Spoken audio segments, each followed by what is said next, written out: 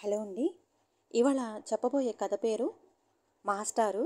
ఈ కథని రచించిన వారు గాయత్రి గారు. ఇక కథలోకి వెళ్ళిపోతే, వాసు ఊరి నుంచి రంగమ్మత్త ఫోన్ చేసింది ఈరోజు రాత్రి భోజనం చేస్తున్నప్పుడు. రాధమ్మ కొడుకు శ్రీనివాస్తో చెప్పింది. అవునా అమ్మ, అంతా బాగున్నారు కదా? ఏంటి ఊరి విశేషాలు? అన్నం తింటూనే ప్రశ్నించాడు వాసు. అందరూ బాగానే ఉన్నారు అంటూ అర్ధోక్తిలో ఆగిన తల్లిని తలెత్తి చూశాడు. శంకరం మాస్టారు ఇల్లు అమ్మకానికి పెట్టారట, కొంచెం బాధగా చెప్పింది. అరే, ఎందుకు? తినడం ఆపి ఆశ్చర్యంగా అడిగాడు వాసు. పద్మజ పెళ్లి కుదిరిందట. పెళ్లి ఖర్చుల కోసం ఇల్లు అమ్మేస్తారట. ఈ వయసులో ఇల్లమ్మి వాళ్ళెక్కడికి వెళతారు? వచ్చే పెన్షన్ డబ్బులతో ఇంటి అద్దె కట్టి ఖర్చులు గడపటం కష్టం కదా, ఆలోచనగా అన్నాడు వాసు. అవునురా, అదే విచారంగా ఉంది. రంగమ్మత్త కూడా అదే అంది. పల్లెలో ఉన్న తన వంతు ఆస్తిని అడగమంటే తన వల్ల కాదు అన్నారని చెప్పింది.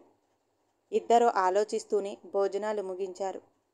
పొద్దున్నే ఆఫీసుకి వెళ్ళేటప్పుడు, అమ్మా, నేను ఈ శని ఆదివారాలు ఊరికి వెళ్ళొస్తాను అన్నాడు వాసు.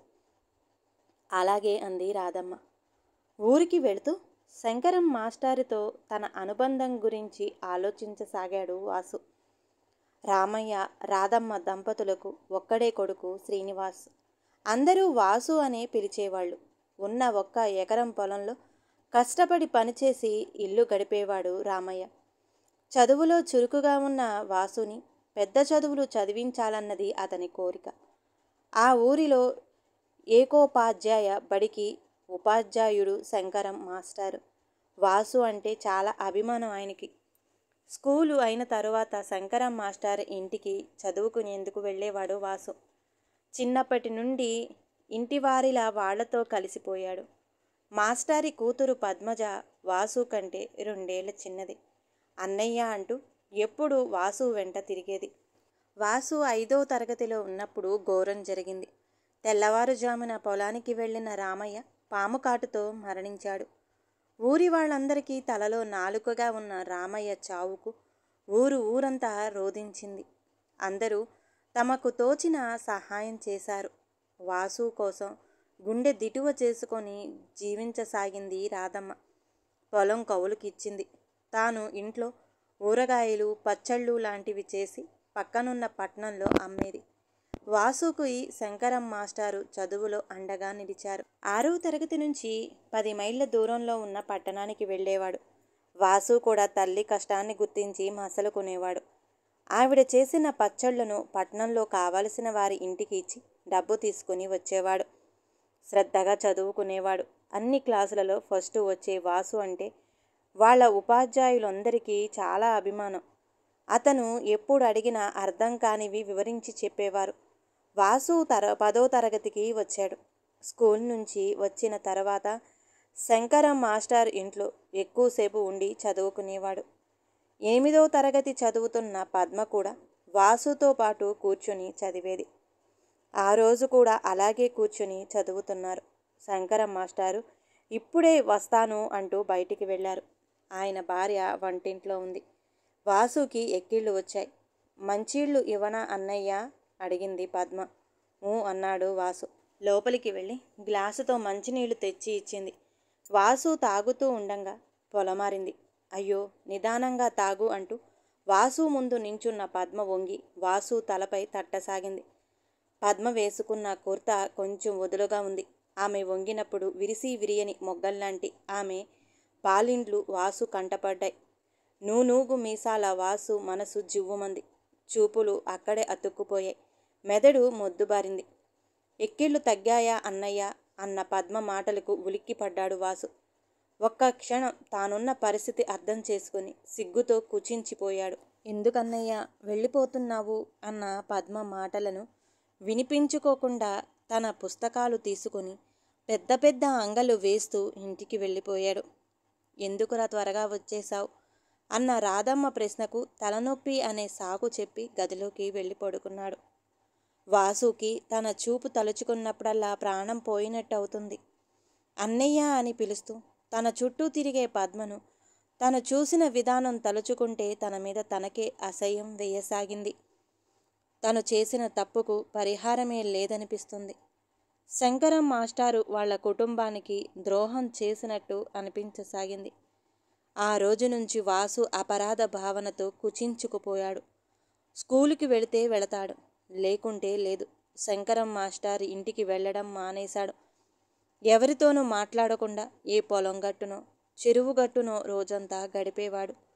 కొడుకు పరిస్థితి చూసిన రాధమ్మ బెంబేలు పడిపోయింది. తిండి తిప్పలు కూడా మానేసి చిక్కిపోతున్న వాసుని చూస్తే ఆమె గుండె తరుక్కుపోయింది. శంకరం మాస్టారు మిగతా వాళ్ళు అడిగే ప్రశ్నలకు జవాబు చెప్పలేక తెల్లమొహం వేసింది. శంకరం మాస్టారికి వాసు ఎందుకో తనను తప్పించుకు తిరుగుతున్నాడనిపించింది. పట్నంలోని స్కూలు వెళ్ళి అక్కడి ఉపాధ్యాయులను, వాసు స్నేహితులను కూడా అడిగి చూశారు. తనకేమీ తెలియదన్నారు అందరూ. దాదాపు నెల రోజులు ఇలాగే గడిచిపోయాయి. పాపం, బాగా చదువుకునే అబ్బాయికి ఏ గాలి సోకిందో ఏమో అనుకునేవారు ఊరివాళ్ళు. రోజురోజుకు దిగజారుతున్న వాసు పరిస్థితి చూసి ఇలాగే వదిలేస్తే వాసు ఇక తమకు దక్కడు అనుకున్న శంకరం మాస్టారు ఎలాగైనా అతడి సమస్య ఏమిటో తెలుసుకోవాలనుకున్నారు. ఒకరోజు తెల్లవారగానే పొలం వైపు వెళుతున్న వాసును వెంబడించారు. పొలం గట్టును కూర్చుని ఎటో చూస్తున్న వాసు పక్కన కూర్చున్నారు. మాస్టారుని చూచి లేచి వెళ్ళిపోబోయాడు. వాసు, వెళ్ళకు, కూర్చో, నీతో మాట్లాడాలి. గంభీరంగా ఉన్న మాస్టారు గొంతు విని చప్పున కూర్చున్నాడు వాసు. ఇప్పుడు చెప్పు వాసు, నీ సమస్య ఏమిటి? ఎందుకు ఇలా మారిపోయావు? ప్రశ్నించారు మాస్టారు. ఏమీ మాట్లాడకుండా నేల చూపులు చూస్తూ కూర్చున్నాడు. నువ్వు చెప్పకపోతే నా మీద ఒట్టు, సీరియస్గా చెప్పారు శంకరం మాస్టారు. కంటి నిండా నీళ్లతో బేలగా చూశాడు వాసు. వద్దు మాస్టారు, నన్నేమీ అడగకండి. నేను పాపిష్టి వాణ్ణి, చెయ్యరాని నేరం చేశాను. చచ్చిపోయేందుకు ధైర్యం లేదు. ఆ దేవుడే నాకు శిక్ష విధించాలి అంటూ బోరును ఏడుస్తున్న వాసుని నివ్వెరపోయి చూస్తూ ఉండిపోయారు శంకరం మాస్టారు. కాసేపటికి తేరుకున్న ఆయన వాసు వీపు నిమురుతూ నిదానంగా అన్నారు. వాసు, ఎంతటి అపరాధానికైనా పశ్చాత్తాపానికి మించిన శిక్ష లేదు. నువ్వు చాలా మంచి కుర్రాడివి. అంత పెద్ద నేరమేమి చేసి ఉండవని నా నమ్మకం. ఊరికే నీలో నువ్వు కుమిలిపోకుండా జరిగిందే చెప్పు. నా చేతనైన పరిష్కారం చెబుతాను.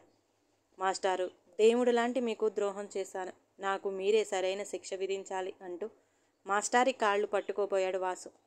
ఊరుకో, అవేం మాటలు అంటూ వాసుని లేపి పక్కన కూర్చోబెట్టుకొని ఏం జరిగిందో చెప్పమన్నారు. ఏడుస్తూనే ఆ రోజు పద్మ విషయంలో తను చేసిన తప్పు చెప్పి, ఇప్పుడు చెప్పండి మాస్టారు, నేను చేసింది పెద్ద అపరాధం కాదా? అన్నయ్య అనే పద్మను ఒక్క క్షణమైనా సరే వేరే ఉద్దేశంతో చూడటం తప్పు కదా? నా తప్పుకి శిక్ష పడాల్సిందే కదూ? అతి ఘోరమైన శిక్ష పడాలి. నన్ను కొట్టండి, చంపేయండి మాస్టారు అంటూ తలబాదుకోసాగాడు. విషయమేమిటో అర్థమైన శంకరం మాస్టారు నిట్టూర్చారు. తరువాత వాసు తల మీద చేయి వేసి, చూడు వాసు, సృష్టిలో ఎవ్వరూ చేయని అపరాధమేమీ నీవు చేయలేదు. అది నీ తప్పు కాదు. నీ వయసులో ఉన్న వారికెవరికైనా మనసులో వికారాలు కలగటం సహజం. నీవు వెంటనే నీ తప్పు గుర్తించావు, పశ్చాత్తాపడ్డావు. నేనప్పుడే చెప్పినట్టు పశ్చాత్తాపానికి మించిన ప్రాయశ్చిత్తం లేదు. జరిగింది మర్చిపో. మునుపటి వాసులా ఉండు. నీ మీద నాకు కోపం లేదు అని నెమ్మదిగా చెప్పారు. మాస్టరు, మీది చాలా గొప్ప మనసు. నా మీద మీకు జాలి. అందుకే నన్ను క్షమించానంటున్నారు. కానీ ఆ దేవుడు నన్ను క్షమించడు. నాకు తగిన శిక్ష పడాల్సిందే అంటూ ఏడవసాగాడు వాసు. అంటే నీకు శిక్ష పడాలంటావు? ఆలోచనగా అడిగారు శంకరం మాస్టారు. అవును మాస్టారు, తప్పు చేసిన వారికి శిక్ష పడాల్సిందే దృఢంగా అన్నాడు వాసు. సరే అంటూ చుట్టూ చూశారు మాస్టారు. చుట్టూ ఉన్న పొలాల్లో పనులకు అప్పుడే దిగుతున్నారు జనం. కలుపు తీయాలని, నాట్లు వేయాలని, ఇలా ఒక్కొక్కరు ఒక్కొక్క పని మొదలు పెడుతున్నారు. వాళ్ళని వాసుకి చూపించారు మాస్టారు. అదిగో అక్కడ చూడు వాసు, వాళ్ళంతా వ్యవసాయ కూలీలు. వాళ్లకు కూలి ఎందుకు ఇస్తారు అడిగారు. వాళ్ళు పొలంలో పనులు చేస్తారు కాబట్టి వారికి కూలీ ఇస్తారు.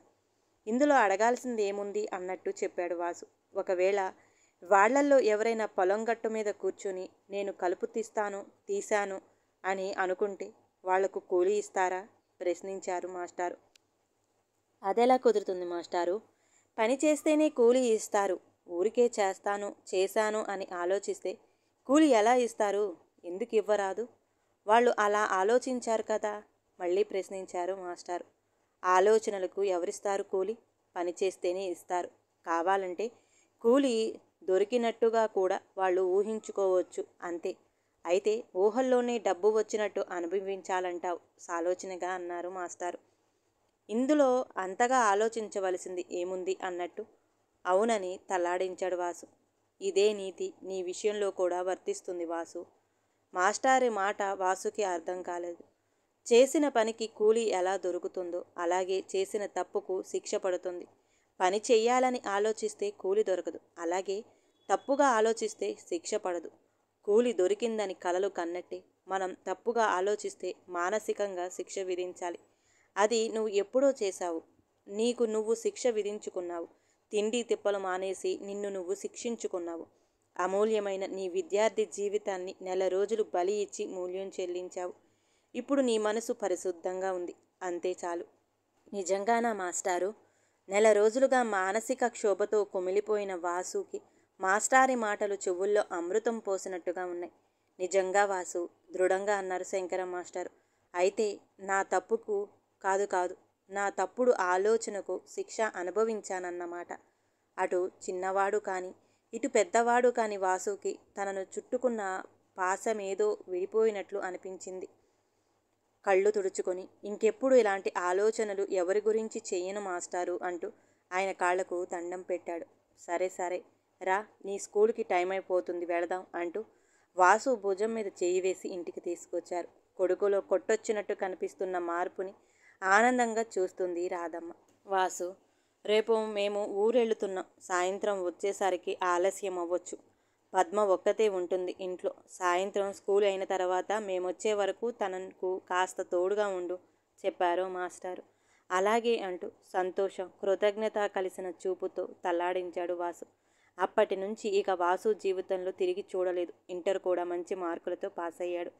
తర్వాత ఏం చెయ్యాలనుకుంటున్నావు అని అడిగారు తల్లి మరియు శంకరం మాస్టారు. ఎంతోమంది నిరపరాధులు తప్పు చేయకుండానే శిక్షలు అనుభవిస్తున్నారు. అలాంటి వారికి అండగా ఉంటాను. నేను లాయర్ని అవుతాను అన్నాడు. సంతోషంగా ఆశీర్వదించారు వాళ్ళు. బ్యాంకులో విద్యాసాగర్ పథకం కింద అప్పు తీసుకుని ఎల్ఎల్బి చేసిన వాసు ఇప్పుడు పట్నంలో పేరు మోసిన లాయర్. ఎవరికైనా అన్యాయం జరిగిందని తెలిస్తే పైసా ఫీజు తీసుకోకుండా వాళ్ల తరపున వాదించి న్యాయం జరిగేటట్టు చూస్తారు. అభాగ్యులకు నిరపరాధులకు అండగా నిలిచే అతనికి అపారమైన అభిమానులు ఉన్నారు. వేరే వాహనాల హారన్ శబ్దంతో ఈ లోకంలోకి వచ్చిన వాసు అప్పుడే ఊరు వచ్చేసిందా అనుకున్నాడు. ఇంట్లోకి వస్తున్న వాసుని ఆనందాశ్చర్యాలతో ఆహ్వానించింది శంకరం మాస్టారు కుటుంబం. కాసేపు అవి ఇవి మాట్లాడిన తర్వాత భోజనానికి లేపింది మాస్టారి గారి భార్య. తర్వాత పద్మకి కుదిరిన వరుడి వివరాలు అడిగాడు వాసు. అన్నీ వివరించి పెళ్లి ఖర్చుల కోసం ఇల్లు అమ్మకానికి పెట్టాలనుకున్న విషయం మెల్లిగా చెప్పారు మాస్టారు. పెళ్లి ఖర్చులు పోగా మిగిలిన డబ్బు మరియు వచ్చే పెన్షన్ డబ్బులతో ఎలాగో జీవనం సాగిస్తామని చెప్పారు. తన బ్యాగ్లో నుండి చెక్కు పుస్తకం తీసిన వాసు ఓ 2-3 చెక్కులపై సంతకం చేసి, ఇదిగో మాస్టారు, మీకు ఎప్పుడు ఎంత డబ్బు కావాలంటే అంత రాసి డ్రా చేయండి అని ఆయన చేతిలో పెట్టారు. వద్దు బాబు, నా నెత్తి మీద భారం వేస్తున్నాం గాబరాగా అన్నారు శంకరం మాస్టారు. మాతృదేవోభవ, పితృదేవోభవ, ఆచార్య దేవోభవ అంటారు అందరూ. కానీ నేను మాత్రం మొదట ఆచార్య దేవోభవ అని అంటాను. తర్వాతే అమ్మ నాన్న. ఎందుకంటే వాళ్ళు జన్మనిచ్చారు, కానీ మీరు నాకు జీవితాన్ని ఇచ్చారు. ఇంత పెద్ద భారం నేను మోస్తున్నాను కదా, దాని ముందు నేనిచ్చే ఈ చెక్కుల భారం ఎంత? అది చంద్రునికో నూలిపోవు లాంటిది. వస్తాను మాస్టారు. వస్తానమ్మా. పద్మ, వెళ్ళొస్తా. నీ పెళ్లిలో హడావుడి అంతా ఈ అన్నయ్యదే అంటూ కారెక్కుతున్న వాసుని ఆనందాశ్రువులతో సాగనంపారు శంకరం మాస్టారు. ఈ కథ కనుక నచ్చితే ప్లీజ్ లైక్ చేయండి. అలాగే ఛానల్ని సబ్స్క్రైబ్ చేసుకోవటం మాత్రం మర్చిపోమాకండి. మీ విలువైన అభిప్రాయాన్ని కామెంట్ బాక్స్లో కామెంట్ చేయండి. అందరికీ ధన్యవాదాలండి.